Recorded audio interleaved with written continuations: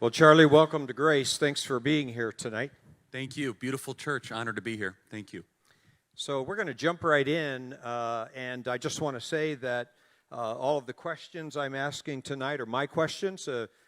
Charlie or his organization hasn't given me any questions to go by, and not many people would do that. You're pretty brave. I haven't even seen them.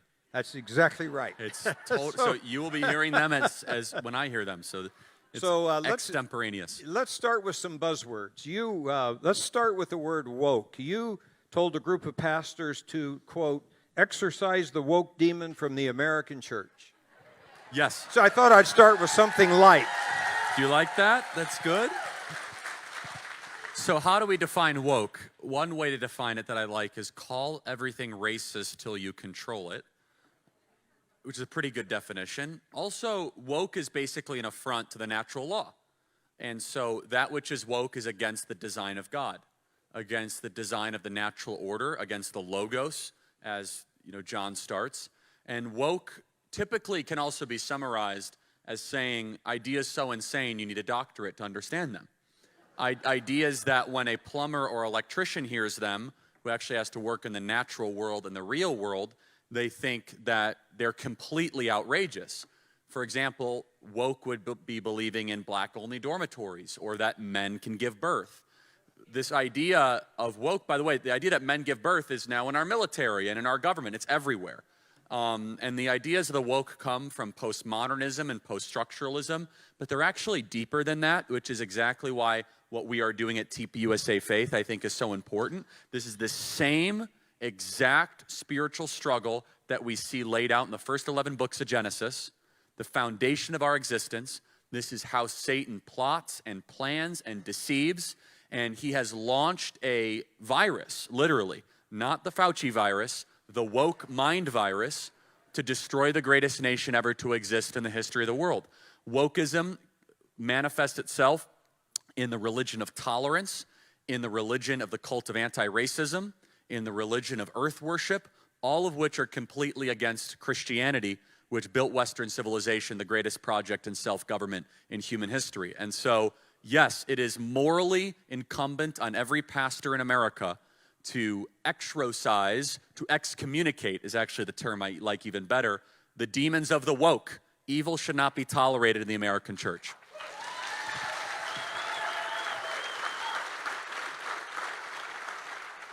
Well, CRT has invaded everything. So what would you say to that?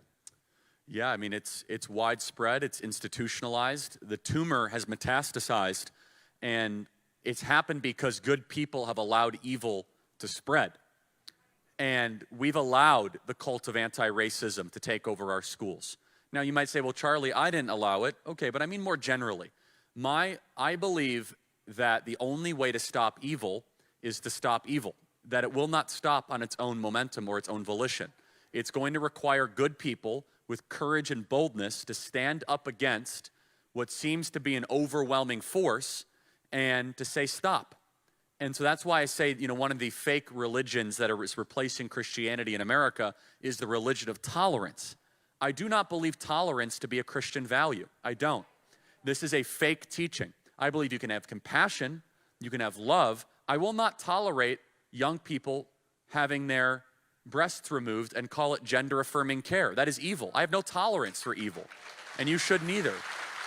And so CRT is just one of several of these ideologies that have come into our schools, come into our military, come into our institutions, and it's not easily defeated, but it can be defeated, and it goes against everything that is the promise of Western civilization, which is basically all thanks to our Christian inheritance. Christian inheritance believes that everybody's made in the image of God. Wokeism believes that you are an accident of Darwinian evolution. The Christian inheritance of the West believes in natural rights. The woke, or the wokies, or the left postmodernists believe that you are part of a tribal group. They're directly at odds with one another. And so CRT has spread, and now it's time for us to remove the tumor. You mentioned gender choice. When I was your age, if if anyone in my generation, someone had mentioned gender choice, they would have looked at you like you'd lost your mind. And yet here we are, it's invading our day. What do you say to that? Yeah, and that's also happened, I think, because we've allowed it to happen. But let's examine the philosophical underpinnings that have even entertained the main argument that make the trans deal satiable, which is that you get to determine your own values, morals. And we actually see it laced into a lot of kind of the one-liners where we say, well, who am I to judge, or live and let live, or you know what's best for you. Now, those things can generally be true when you're choosing food or diet choices or what sports team, but post-1960s, there was a way overemphasis on the individual being elevated above the beautiful, the true, and the good, and the proven. And basically this hyper-individualism manifested, of course, in a very robust economy, but also we saw this in kind of what we call the hippie movement, called 1960s liberalism, where it's, I am the most important thing in the world, don't tell me what to do with my own self. And again, in some ways that's very attractive, and it can be consistent with Western values to an extent. Where all of a sudden it starts to fall apart, and where it gets very dangerous, is all of a sudden when you start to shred the entire Christian basis of your existence, and then you have to rebuild your values in place of that. And so, for example, you look at some of these people that are wearing woman face, right? These men that are appropriating womanhood. And they say, well, this is who I really am. That inside my feelings dictate this. Now, traditionally, we would never allow somebody's own personal feelings or delusions to determine our own independent actions. If somebody has an imaginary friend, they don't get an extra seat on an airplane. They're delusional. We don't accommodate society because somebody is living in an imaginary world. And there is a treatment protocol that should be given that can be compassionate and clear to get somebody back into alignment with biological reality. There's a great quote by St. Augustine, who I just love, Augustine of Hippo, where he said, those who argue with reality live in hell.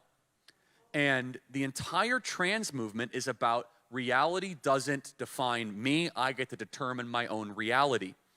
And we as Christians need to be the guardians of reality. We're the ones, I cannot emphasize how all-encompassing the word logos is.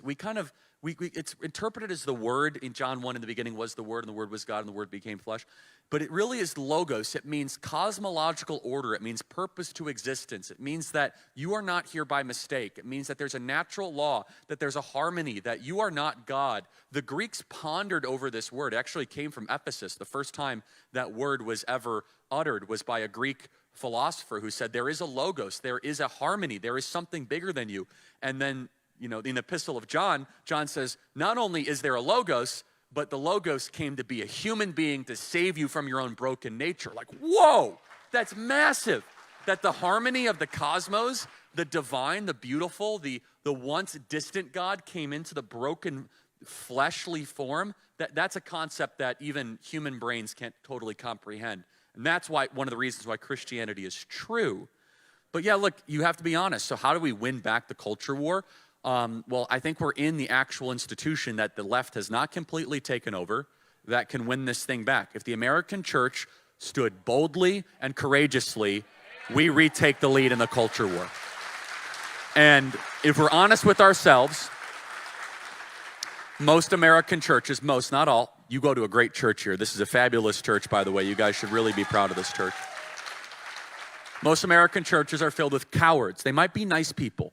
They might be good people, but they might be cowards. They're probably cowards. And that's okay. You can be a nice coward. The cool thing about being a coward is you could change it immediately. Doesn't have to go to university. It just takes a choice to be courageous. But courage is a decision. It's a choice. It's a pattern of action. And every single person can choose to be courageous tonight. It is the highest of all the virtues, Aristotle believed, because without courage, there are no other virtues, right? So what is courage? How do I define it? Courage is doing the right thing regardless of the cost. That is courage, okay? Doing something moral, doing something good, doing something beautiful, regardless of the penalty that you might pay. That is courage. It's lacking in the country. But look, in the culture war, what does the church have to do? Cowardly pastors have to resign, and righteous, bold pastors have to be raised up to preach the word of God and to defend liberty in a time such as this.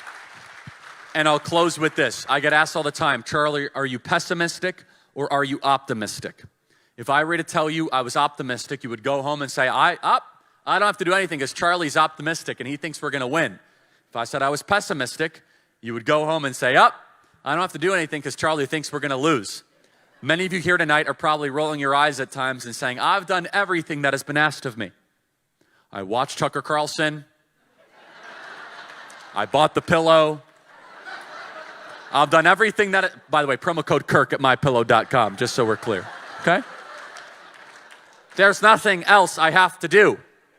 It is the man in the arena that counts. My call to action tonight is out of obedience to the Lord, as an act of worship, challenge yourself to do more.